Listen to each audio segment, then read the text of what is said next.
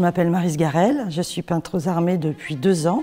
D'être peintre de l'armée, pour moi c'est un privilège, j'ai eu la chance d'être nommée.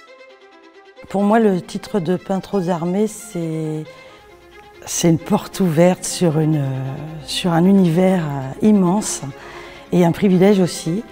Et j'en suis ravie parce que je peux exprimer absolument tout ce que je veux, en toute liberté.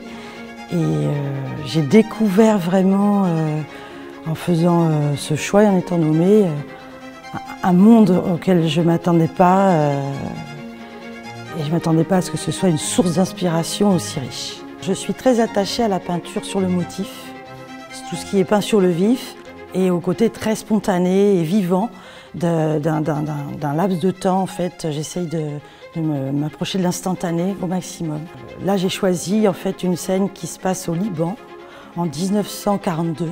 C'est une sorte de tournée que le général de Gaulle avait faite pour rallier encore des troupes et des troupes pour son armée de libération qui devenait universelle et immense. Et je trouvais ça fascinant, cette espèce d'engouement, cette attirance vers lui, qui portait le chef d'orchestre de toutes ces armées de libération qui ont quand même transformé le monde.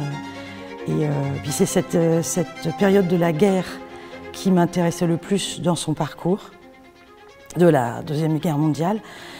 Et j'ai choisi la technique de la gouache, qui pour moi est encore plus tournée vers la spontanéité et pour donner cet effet de vie. Et puis effectivement, c'est un bataillon de marche qui est en revue. Il marche, il y a du mouvement. Je suis très attachée au mouvement. Ça donne vie et ça donne l'actualité en fait à un sujet historique. Le général de Gaulle est lié à l'histoire de mes parents qui ont vécu très jeunes et beaucoup souffert de la Deuxième Guerre mondiale. Donc c'était un peu le protecteur, voilà, la figure tutélaire et quelqu'un de très important dans leur vie, dans la vie de tous les Français. Pour moi qui suis née après tout son parcours, c'est le personnage historique par excellence.